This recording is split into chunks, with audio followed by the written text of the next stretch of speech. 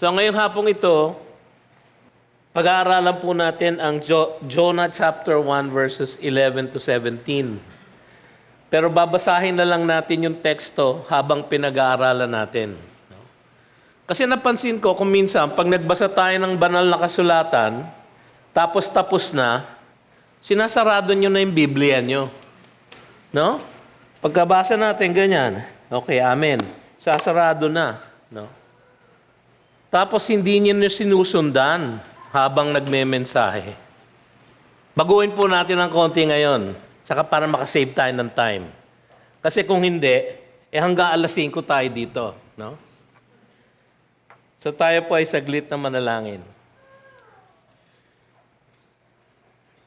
Panginoon, narinig nyo na po ang pagdaing ng aming mga puso sa dalangin ng aming Pastor Marlon Roldan. Narinig nyo na rin po, O Diyos, ang hamon sa amin ng aming kapatid na Andrea Roldan. O Diyos, ang mga awit na kinanta ng forward, malinaw na manilaw, Panginoon, ang hamon na nasa harapan namin. Kayo po ang nagligtas sa amin. Kayo ang tumawag sa amin. At kayo rin po ang magsusugo sa amin. Kaya sa hapong ito, pag-aaralan namin kung paano ninyo ginamit ang isang pasaway na propeta upang abutin ang mga paganong marino na sa inyong pagtutuwid kay Jonah ay marami ang nakakilala sa inyo. O Diyos, tunay na kayo lang ang maaaring gumawa niyan.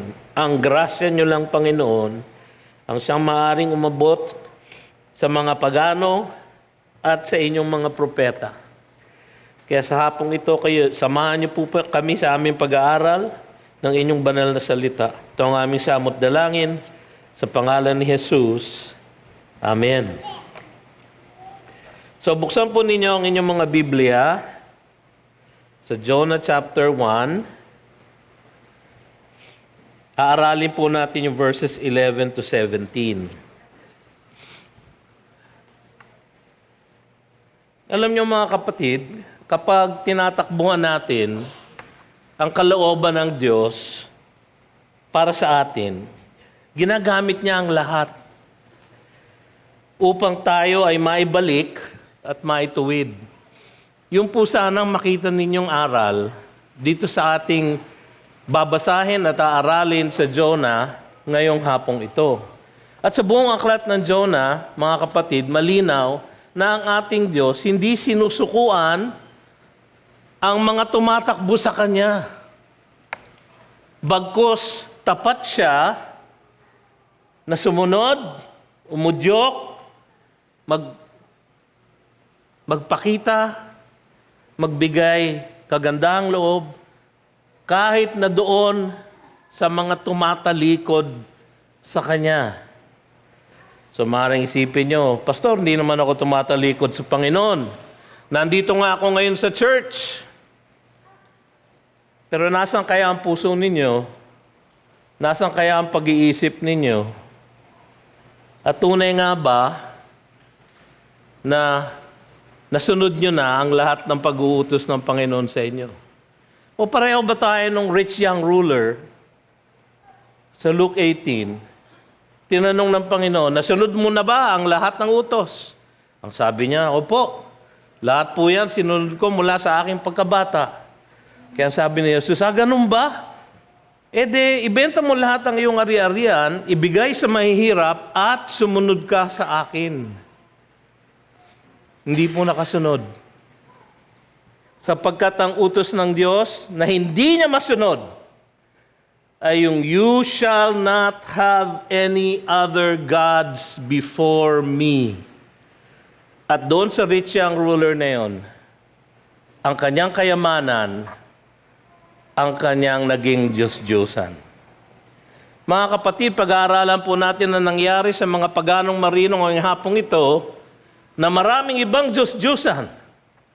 At sa isang propeta ng Diyos na meron din siyang sarili niyang Diyos-Diyosan. Isang paniwala na hindi dapat maligtas ang mga hentil. Hindi karapat-dapat na iligtas ng Diyos ang mga salaula. Kung ganoon mga kapatid, dapat isama natin ang sarili natin. Hindi tayo dapat maligtas. Kung minsan iniisip natin, paano kaya? Mabuti naman akong tao. Hindi ako mamamatay tao. Hindi ako magnanakaw. Hindi ako kontraktor. Hindi ako senador.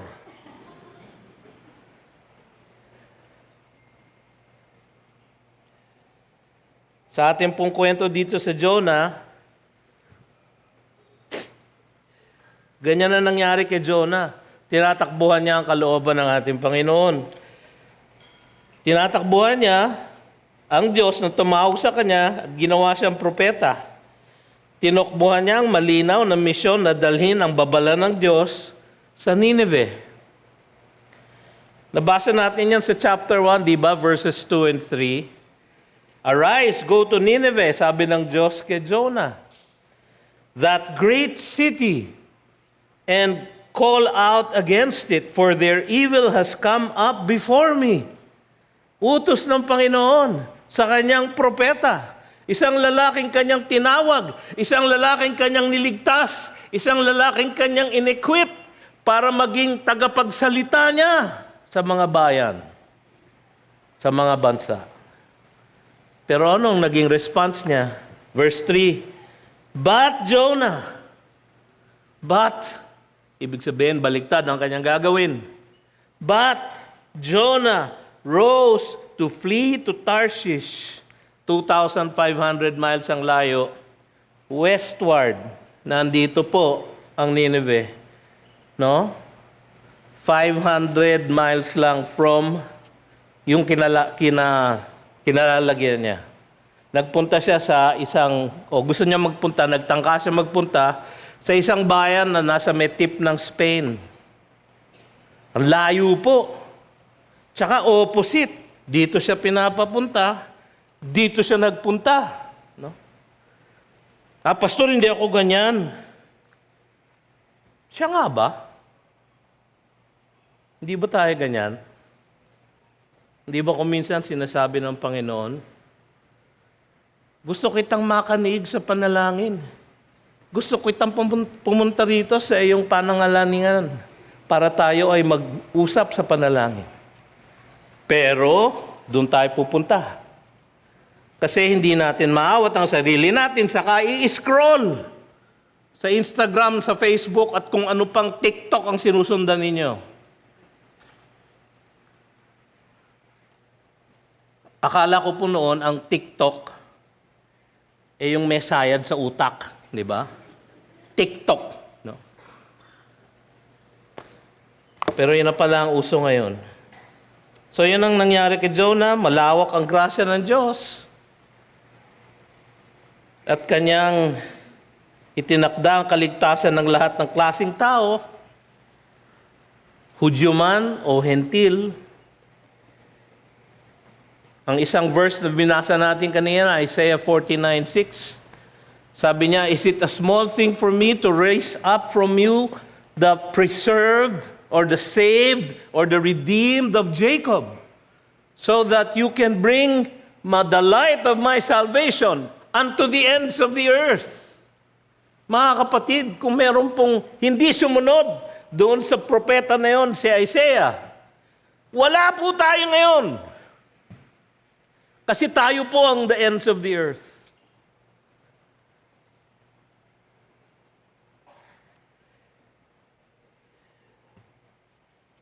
Marami ang nagbaybay ng dagat, nalayo sa kanilang mga mahal sa buhay, upang maging misyonero dito. Upang magtatag ng mga iglesia, na isa na ngayon doon ay ang GCF. At tayo ay nakarinig ng mabuting balita ng kaligtasan dahil sa kanilang katapatan. Dahil hindi katulad ni Jonah, imbis na magpunta sa Nineveh, ay nagpunta sa Tarsis. Malawak ang grasya ng Diyos. Ang sabi sa 1 Corinthians 1:18, "For the word of the cross is folly to those who are perishing, but to us who are being saved, it is the power of God." Mahirap daw pong paniwalaan ang Ebanghelyo dahil foolishness sa mga tao. Pero ang sabi sa verse 24, "But to those who are called," in fact, sa ibang translation, "to those who are the called," tinawag ng Diyos, both Jews and Greeks, kasama na po tayo dun sa Greeks, Christ, the power of God and the wisdom of God. Meron pong misyon na pinagawa ang Diyos kay Jonah, ayaw niya sumunod, siya ay tumakbo. Sinundan siya ng Diyos. Wala naman kasi tumatakbo sa Panginoon na nakalalayo sa Kanya. Sabi nga sa 139, saan ako tatakbo? If I go to Sheol, you are there. If I go to the heavens, you are there. If I go to the east, you are there. If I go to the west, you are there. Dahil ang ating Diyos, na pag-aralan na natin to, ay sumasa lahat ng lugar.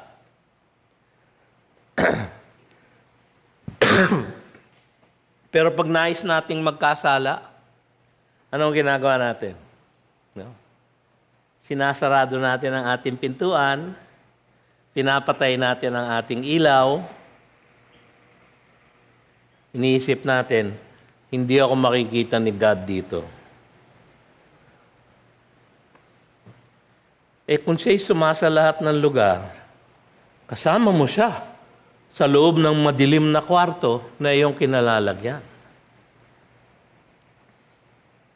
Makikita natin sa ating teksto ngayong hapon na ito na sa gitna ng pagdidisiplina ng Panginoon sa kanyang propeta na si Jonah, so dinidisiplina niya si Jonah, kanyang itinutuwid, kanyang ibinabalik, nagpakilala siya sa mga paganong marino. Tingnan po natin yung Jonah chapter 1 verse 10. Sorry. Bukas naman ang Biblia nyo, no? Balikan natin yung verse 7. O yung mga nagsara ng Biblia, paano kayo ngayon? No? Verse 7.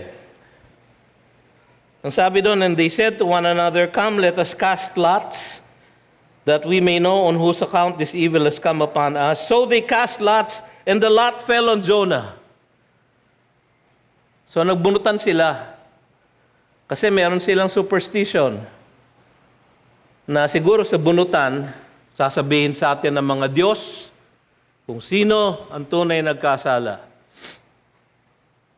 So siyempre walang choice si Jonah dahil pinoint out na siya nung kapitan Hoy, bakit ka natutulog? Ba't hindi ka dumadalangin? Kami lahat nananaghuin at nananalangin sa aming mga Diyos-Diyusan. Ikaw, tulog ka. Gumising ka. Magbunutan tayo ng lots. No? Surprise ba kayo na si Jonah ang nabunot? Siyempre hindi. Na-surprise kaya si Jonah na siya yung nabunot? Siyempre hindi din. Kasi alam ni Jonah na siya ang may sala. Pero ngayon, alam na ng lahat ang kanyang pagsuwail. Alam na ng lahat. Alam niyo, walang pinaka nakakahiya sa isang pagkakasala ang malaman na ng lahat ng kasama mo sa church ang kalokohan na ginawa mo. Ganun siguro naramdaman ni Jonah. Kaya sa verse 10, "Then the men were exceedingly afraid and said to him, What is this that you have done? For the men knew that he was fleeing from the presence of the Lord." Nandun ba tayo? Wala pa, no? Nasa verse 11 na ako Hindi, verse 10. Tama. Okay. "For the men knew that he was fleeing from the presence of the Lord." Next slide mo na nga yan. para makita natin yung word ng Lord. Kulang yung verse 10. Mali yung verse 10 dyan eh. Pinakorek ko na pero mali. Anyway, bukas ang Biblia nyo, no? Okay, kung kayo nagdi-depend sa screen, paano kayo ngayon? No? Tingnan nyo yung Biblia nyo. For the man knew that he was fleeing from the presence of the Lord. Napansin nyo ba lahat? All caps.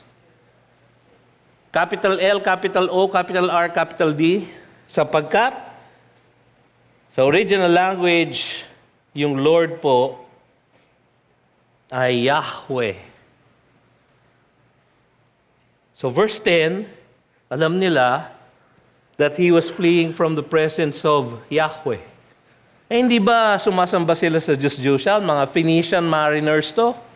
So ang kanilang Diyos ay si Baal. No? Ang Diyos ng Nineveh ay si Nino. Ang Diyos ng Assyria ay si Dagon. Para siyang si Aquaman, si Dagon. No? Because he had told them, he was fleeing from the presence of the Lord, si Jonah, alam nila because he had told them. Inamin niya. Tignan niyo yung verse 11. Pagsakripisyo ng pasaway na propeta. Verse 11 and 12. Then they said to him, what shall we do to you that the sea may quiet down for us? For the sea grew more and more tempestuous. He said to them, pick me up and hurl me into the sea. Then the sea will quiet down for you. For I know it is because of me that this great tempest has come upon you. Alam nyo, sa limitado nilang kaalaman na pagtanto ng mga pagano, na kailangan nilang mag-alay sa Diyos upang humupa ang bagyo. Kasi gano'n ang kanilang superstition. Yun yung sinasabi sa verse 11. Kaya alam nila na, what shall we do to you? No? Sa mga pagano, ito ay naging pagpapamalas ng Diyos na siya ang makapangyarihan sa lahat. Bakit ko sinabi yon? Sabi nila kasi, sa verse 11, what must we do to you? Kailangan namin isatisfy ang Diyos na si Yahweh. No? Alam niyo kung bakit sabi nila, nakilala nila ang Diyos na si Yahweh? Total, nakabukas ang Biblia niyo, no? No. Tingnan niyo yung verse 9. Verse 9. And he said to them, nung siya ay nabunyag na, no? Tinanong siya, tell us, on whose account this evil has come upon us? What is your occupation? And where do you come from? What is your country? And what people are you?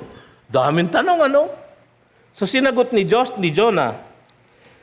And he said to them, I am a Hebrew, and I fear the Lord. The Lord, capital L, capital O, capital R, capital D. And I fear Yahweh.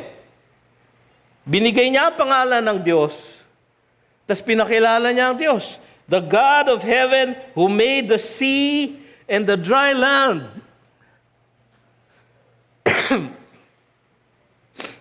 Nakilala ng mga pagano ang Diyos. Sa halip na sumunod sa Diyos si Jonah, anong gusto niyang gawin? Magpatiwakal. Oh, baka malalim na Tagalog yun. Magpakamatay. No? Yun ang gusto niyang gawin. Sabi niya sa verse 12, pick me up and hurl me into the sea. Wow! Sakripisyo ang gusto niyang gawin. Siya nga ba? Nagsasakripisyo nga ba siya? Oo nga. Pero actually, ang gusto niyang gawin ay mamatay na. Gusto niyang magpakamatay. No? Gusto niyang magpakamatay. Alam niyo, mahirap po yung merong suicidal ideation. No? Nagkaroon po ako ng clinical depression noon at nagkaisip ako na siguro ibabangga ko na lang yung kotse ko. No? Para matigil na tong aking paghihirap. No? So, lumabas ako sa kalye. Gusto kong magpabilis. Traffic. So, ang tagal ko ngayon sa EDSA. No? Sabi ko, Panginoon, uuwi na lang ako. Hindi pwedeng suicide by vehicle. Ito, suicide by tatapon siya sa dagat. Ang iba, suicide by cop. Kung kriminal, nako-corner. Kunyari may baril para siya ay barilin ng mga pulis. Pero ang gusto niyang gawin ay suicide. So inaalay niya ang kanyang sarili. Siya nga ba? Actually, hindi. Actually, hindi. Gusto niya magpakamatay. Mas gusto pa niyang mamatay kisa sa sumunod sa Diyos at magbalik sa Jopa at magpunta sa Nineveh at ibigay ang babala ng Panginoon sa kanila. Mas gusto pa niyang mamatay. So parang sa loob-loob niya, sinasabi niya, magpapakamatay na lang ako, Panginoon, pero hindi ako pupunta doon. Hindi ako susunod sa iyo. Magpapakamatay na lang ako. So, naging mapait na leksyon ito na kay Jonah na ang pagsunod sa Diyos ay ang tunay na pag-alay ng sarili. Yung ginagawa niya na parang sakripisyo ay hindi talaga sakripisyo. Sa 1 Samuel 15:22, ang sabi ni Samuel kay Saul, dahil si Saul ay marami ng ginawang kalokohan, pinapapatay ng Panginoon ang lahat ng Amalekites kay Saul, binuhay niya yung king na si Agag o si Agag, no? Binuhay niya yung ibang magagandang tupa at baka, no? Eh, sabi ng Diyos, lipulin mo silang lahat. Sabi ni Saul, I have obeyed the voice of the Lord. Pero si Samuel, sabi niya, ano yung naririnig kong mga tupa? No? Sabi ni Samuel, has the Lord as great delight in burnt offerings and sacrifices as in obeying the voice of the Lord? Mas gusto ba niya yung mga sakripisyo ng relihiyon? Mas importante ba sa kanya yon? Matutuwa kaya ang Diyos kung tayo pupunta rito sa kanyang sambahan at tayo ay aawit, no? Tayo tatayo, tayo aawit sa buong lakas ng ating boses. Tataas pa natin ang ating mga kamay. Yung iba sa atin, papikit-pikit pa.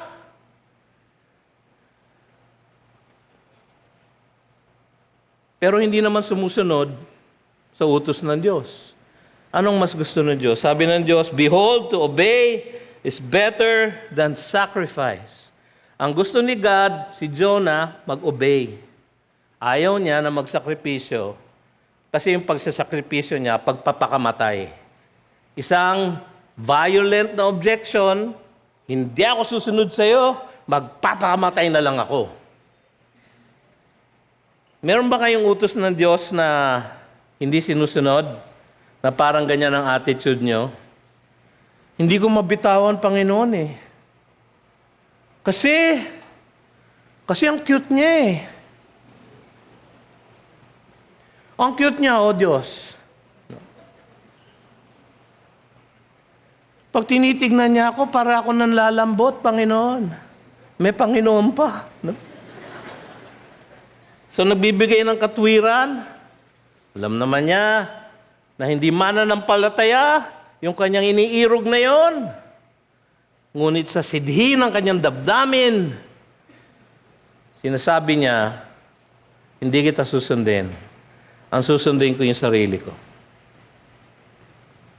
Kung isipin niyo mga kapatid, sa araw-araw na ginawa ng Diyos, araw-araw natin ginagawa yung hindi pagsunod sa kanyang kautusan.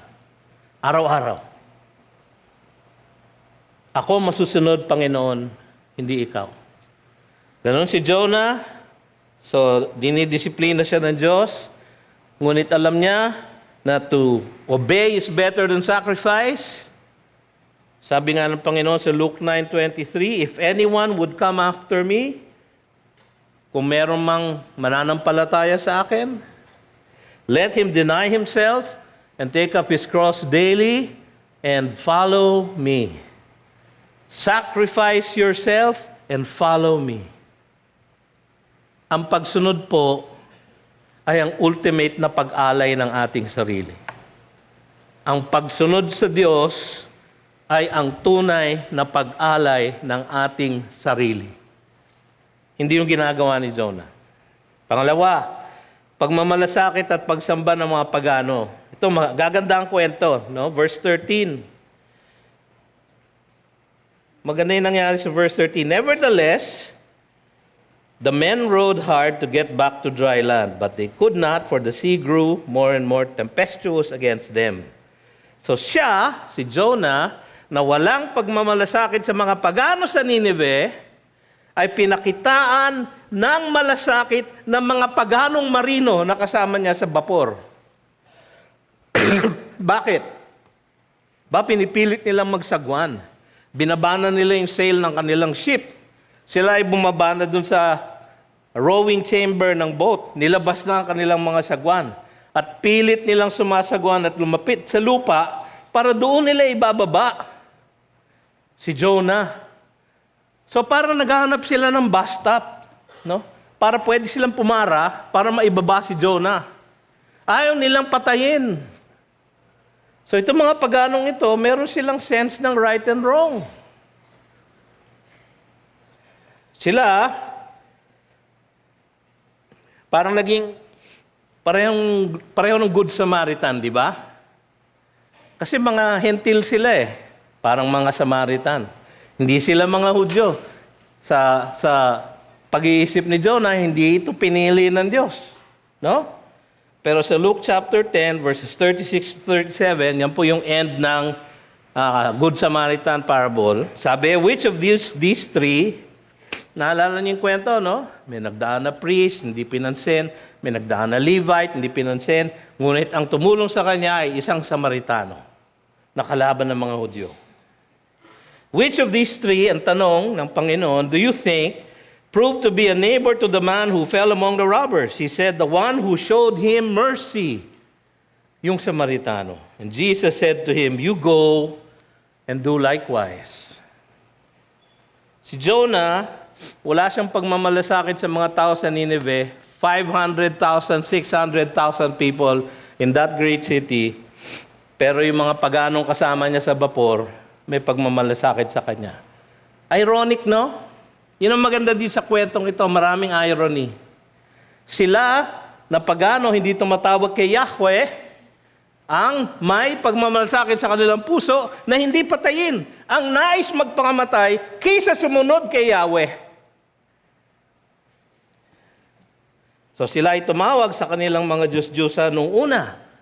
No? So verse 5, ang sabi, then the mariners were afraid and each cried out to his God.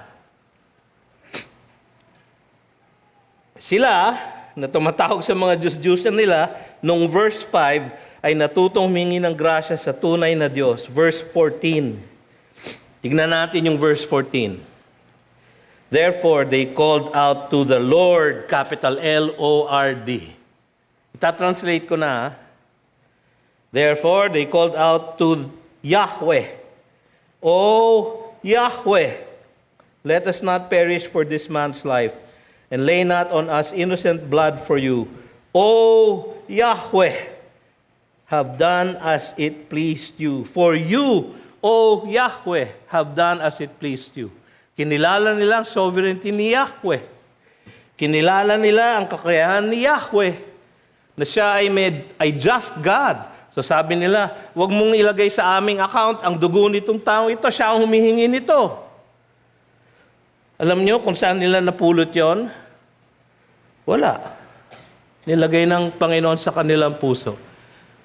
Pero kay Jonah, narinig niya yung panalangin na yon, dahil propeta siya, naalala niya ang Deuteronomy 21:8. Isang dalangin na ang sabi, accept atonement, O Lord, for your people Israel, whom you have redeemed, and do not set the guilt of innocent blood in the midst of your people Israel, so that their blood guilt be atoned for.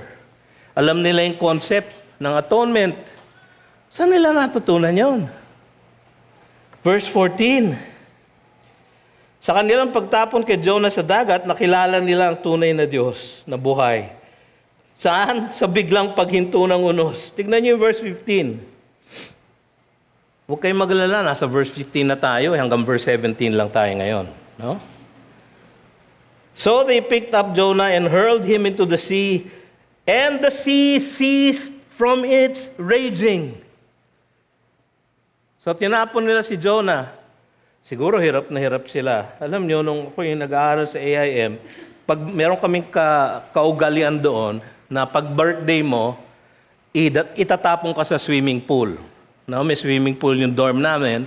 So noong panahon na yon, mag-aanggaang pa ako. No? Kaya meron pumulot sa akin, 4 na lalaki na rin ang pumulot sa akin. No? At sinwing akong ganyan, no? Walang bagyo, no? At tinapon ako sa pool. Feeling Jonah ako. No? Mga kapatid, dito, sila inuugoy ng bagyo.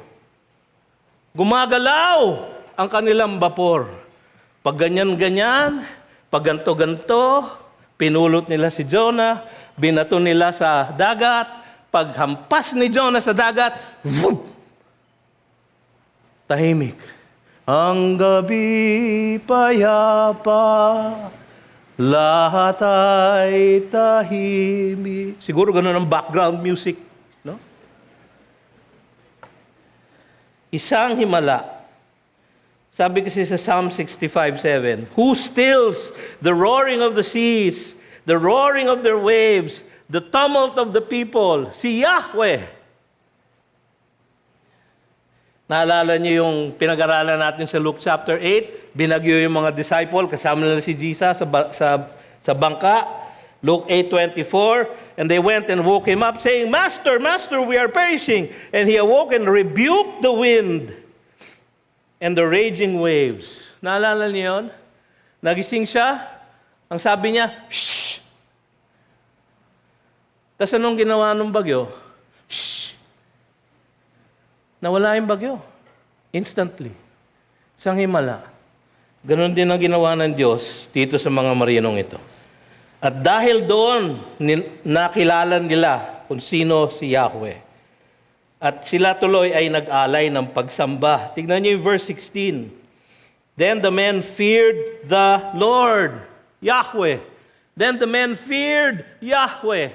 Tuwing nilalagay yung term na fear the Lord sa Old Testament, ang ibig sabihin nun ay faith. Nag-umpisa sila sa verse 5, tumatawag sa kanilang Diyos-Diyusan. Pagdating sa verse 15, then they feared Yahweh. Sila'y nananampalataya na. Bakit? Pinakilala ni Jonah kung sino si Yahweh.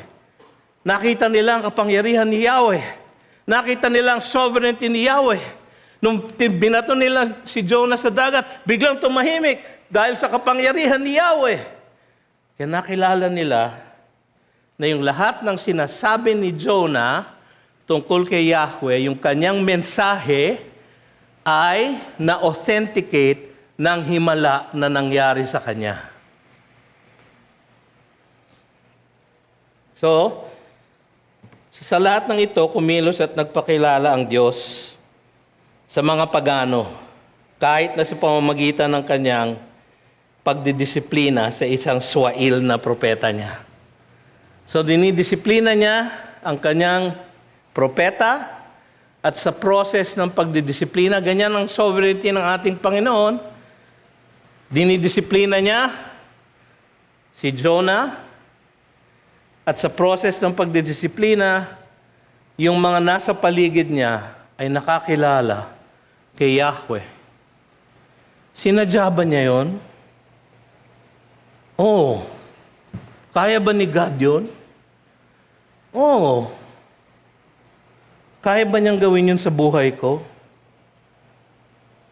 Opo.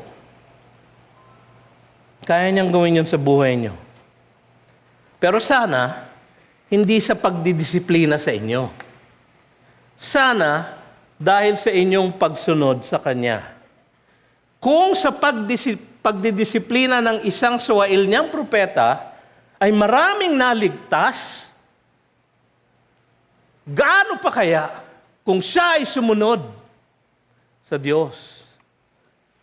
Spoiler alert po, dito sa Jonah, pagdating sa chapter 4, sumunod siya, Parang napilitan, pumunta sa Nineveh, tinawag ang babala, 40 days and Nineveh will be destroyed. Yun lang ang kanyang mensahe. Wala siyang method, wala siyang evangelism explosion, wala siyang 4 spiritual laws. Pareho ng mensahe ni John the Baptist, repent! Pareho ng mensahe ng ating Panginoon, repent! Pareho ng mensahe ni Peter sa Day of Pentecost, repent! Ang sabi niya sa Nineveh, repent! Alam niyo nangyari? Nagrepent sila. Katakataka ba yun? Sa ating Diyos? Anong sabi niya sa Luke 18? Pagkatapos umalis ng rich young ruler, it is impossible for the wealthy to come into the kingdom of God. It is as hard for them as a camel entering the eye of a needle. In other words, imposible. Pero sabi niya, what is impossible with man is possible with God. Posible kaya, Pastor, na maligtas pa ang aking kapatid? Tagal-tagal ko na sinisharean, maraming dahilan, maraming ibang pinaniniwalaan. Tapos, susambutan pa ako. Ikaw nga ikaw ba, ikaw ba'y perfecto? No?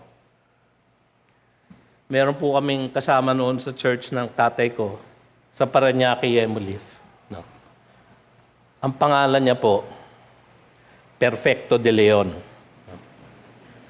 So kapag pinupulaan siya at sinabihan siya, ikaw nga ikaw ba'y perfecto? Ay, opo. Yan po ang pangalan ko, Perfecto de Leon.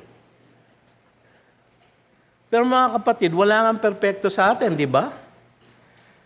Pero yung ating perfection ba ang nagliligtas? Hindi ba ang kapangyarihan ng Diyos?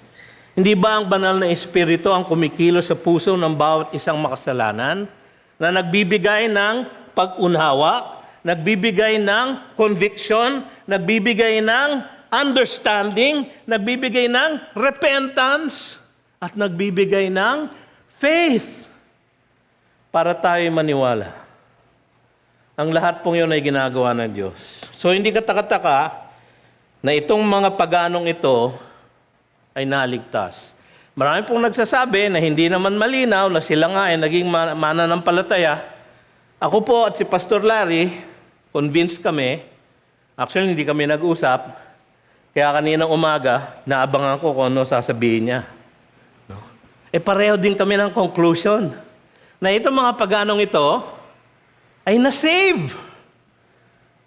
So sa gitna ng bagyo, sila ay nagkaroon ng faith. Pag uwi nila ngayon sa Tarshish, ang dami nila ngayong marinong pagano. Nandoon sa boat na yon, sila ay nag-alay na ng offering.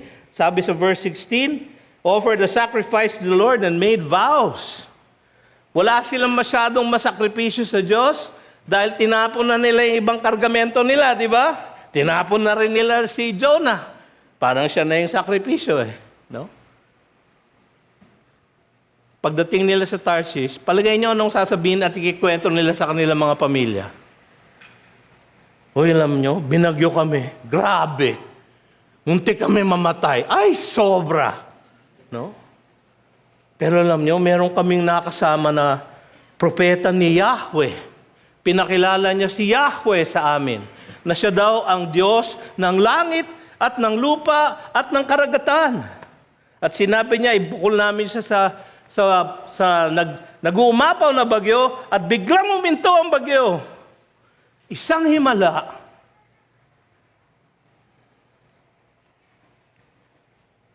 Can you imagine kung ilan yung na-share nila? Ganun po ang impact. Nangyari yon sa pagdidisiplina ng Diyos sa isang Swail na propeta. Can you imagine?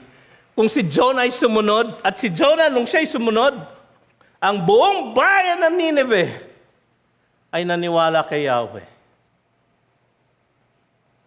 Sorry, spoiler alert. Pero yun po ang ending no?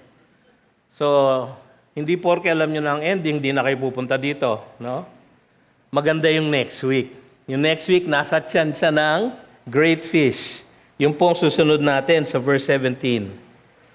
Pagsaklolo sa isang propeta. Sabi sa verse 17, "And the Lord appointed a great fish to swallow up Jonah." Hindi ba kayo kinikilabutan dun sa words na, "And the Lord appointed a great fish to swallow up Jonah." Sabi ng mga liberal, hindi totoo yan.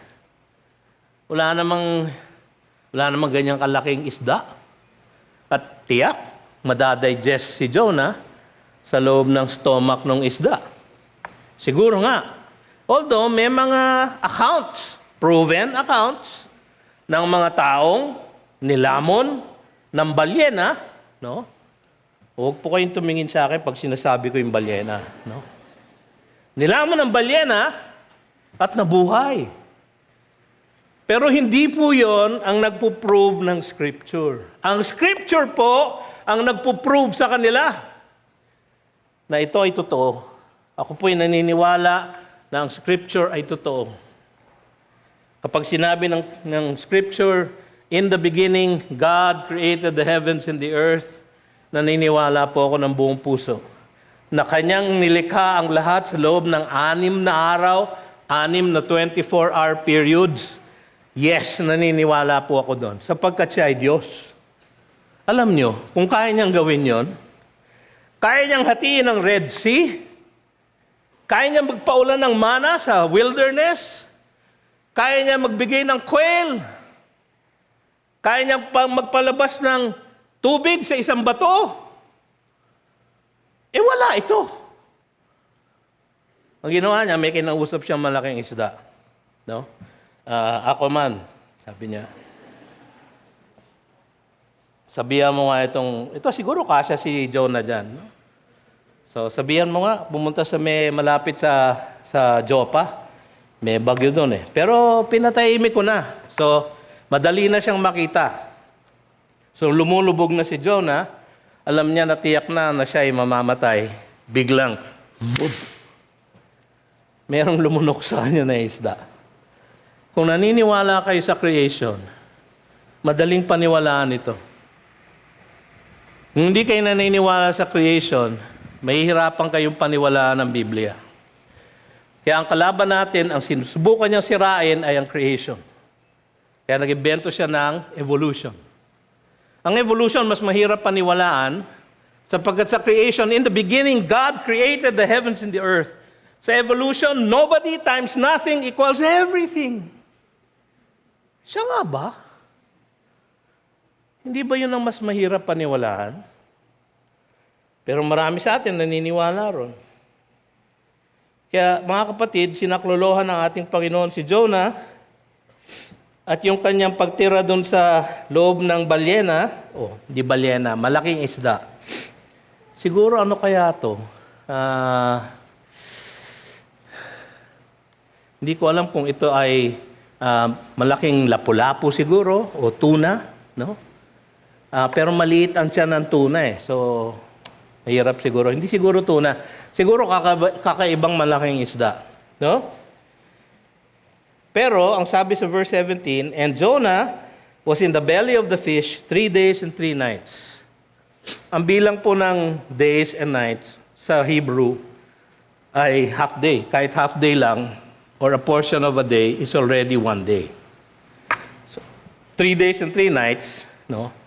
So, kung siya ay nilamon ng Biyernes, isinuka siya ng Linggo. Ganon.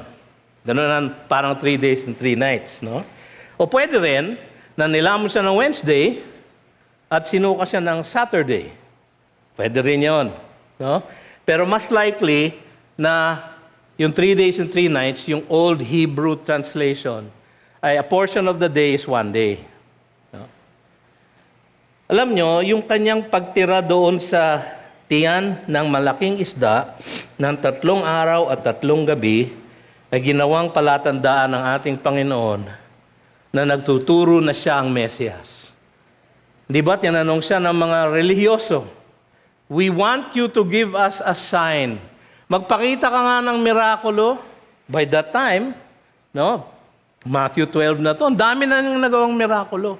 Meron na siyang binuhay sa mga patay, meron na siyang pinakain, meron na siyang pinalakad na lumpo, meron na siyang bulag na pinakita, meron siyang bingi na nakarinig.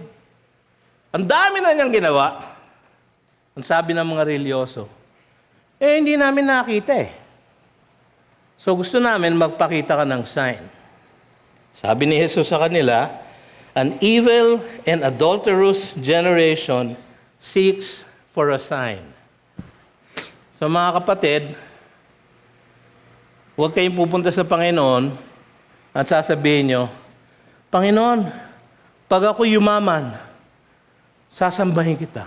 Panginoon, pag ako'y sinagot ni ganyan, magiging active ako sa GCF. An evil and adulterous generation seeks for a sign, but no sign will be given to it except the sign of the prophet Jonah. Ano yung sign?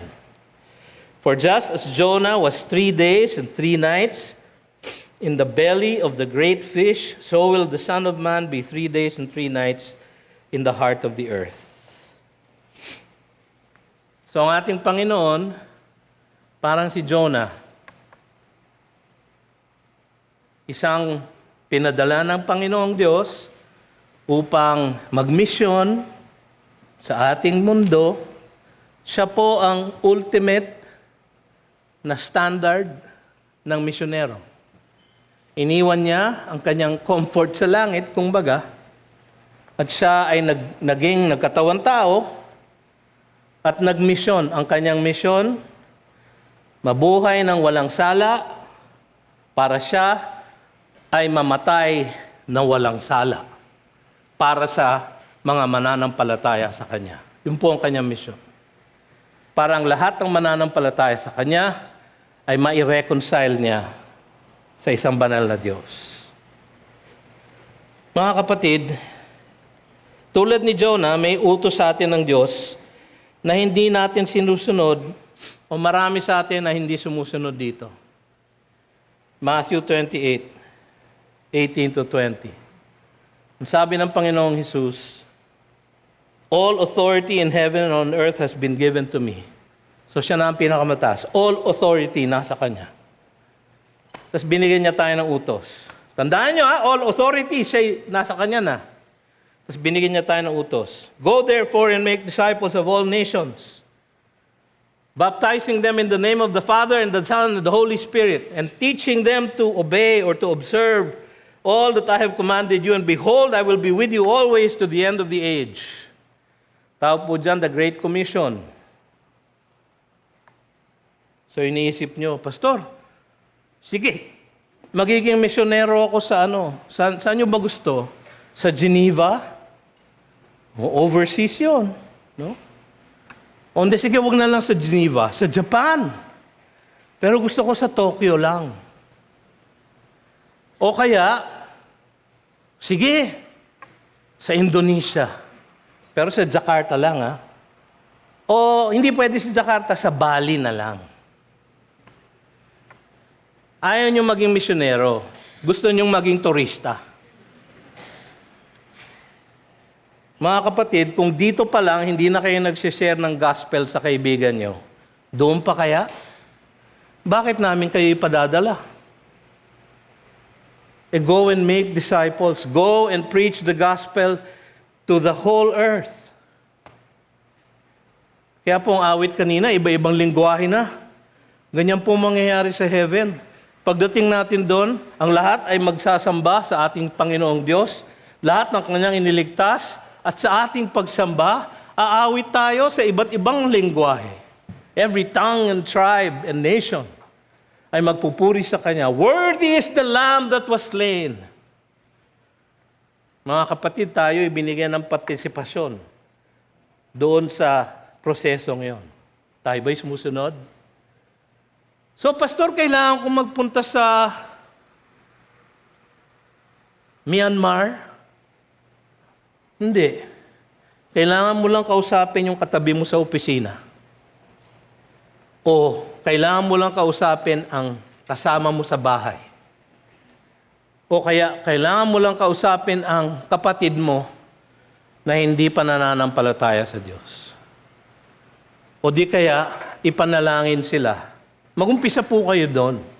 Sabi kasi ng Panginoon, pray the Lord of the harvest will send workers. Kaya nga po sa ating bulletin, baka hindi nyo napapansin, may bulletin po tayo. Huwag niyong gamitin pambalot ng baon bukas. Meron po yung handout, a call to God's mission. No? The whole church, the whole gospel, the whole world, yan po ang ating battle cry. Marami pong pagkakataon na gamitin kayo ng Panginoon.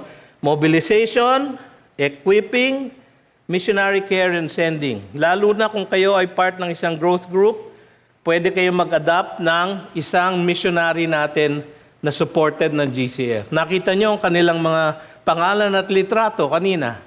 No? Sila ang ating mga sinusuportahan. Kailangan nila ng isang support group. Baka pwedeng mag-adapt ang growth group ninyo ng isang misyonero, kayo ang magpe-pray para sa kanila, kayo ang magre-raise ng kanyang support, kayo ang mag-aalaga sa kanila kung sila'y magkakasakit. Kasama po yon sa pagmimisyon. Alam nyo, maganda nga ho sana kung magagawa nyo yon. Pero, pwede rin naman, at ang hinihingi ng Diyos, ay maging all the time missionaries tayo. Any day and all the time. So sa inyong opisina, kayo po ay misyonero ng GCF, ng Panginoong Hesus. Sa inyong pabrika, kayo ay misyonero ng Panginoong Hesus. Sa inyong eskwelahan, kayo ay misyonero ng Panginoong Hesus. Kanina, nung merong pagtawag, sino ba ang mga missionaries dito? Walang tumayo, no? Kasi, hindi natin tinatanggap siguro na lahat tayo, bawat isa sa atin, niligtas ng Diyos mula sa tiyak na kapahamakan. Bawat isa sa atin na matigas ang puso, na pinalambot ng Diyos, na kanyang niligtas, bawat isa sa atin ay ipinapadala niya na misyonero. Hindi kasi natin alam yun. Hintayin pa ba natin na lamunin tayo ng higanting isda? O gumawa pa ng disiplina ang Diyos sa buhay natin? So ngayon mga kapatid, kanina tinanong, sino ang mga misyonero na nandito? Walang tumayo. Subukan natin ulit. Sino ang mga pinadala ng Panginoon ng misyonero na nandito ngayon? Tumayo po kayong lahat.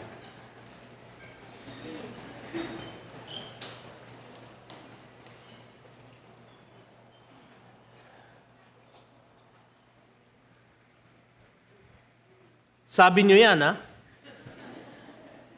Nakikita ng Diyos ang inyong puso.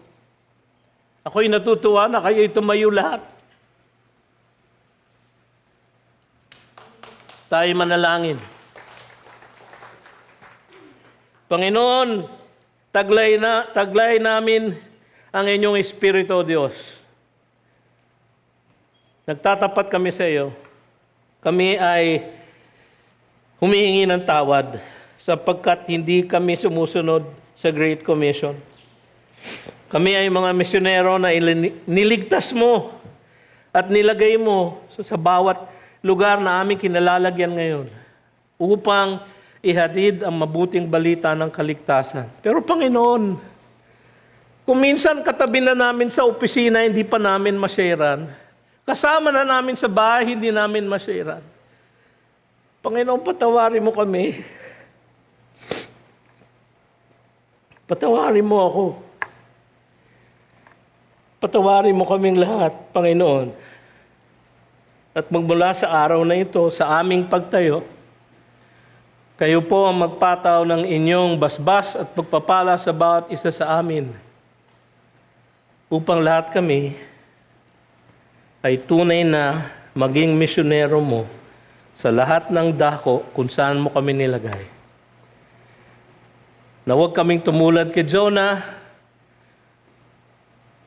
kundi makita namin ang inyong grasya sa buhay niya, sa buhay ng mga paganong marino, at yung grasya na yon, Panginoon, ang magdaan sa aming mga puso't isipan upang kaming lahat ay maging misyonero mo. Alam ko na tinatanong nyo, who shall we send? So ang aming sagot, here are we, send us. Kaya humayo kayo at magpahayag ng mabuting balita ng kaligtasan sa lahat ng dako na padadalang kayo ng Diyos. Humayo kayo na taglay ang kanyang pag-ibig at pagpapala. Ang kagandahang loob ni Kristo Jesus at ang gabay at ang kalakasan ng Diwang Banal magmula ngayon at magpasawalang hanggan para sa kanyang kalwalhatian lamang. At ang lahat ay nagsabi ng Amen. Magandang hapon po.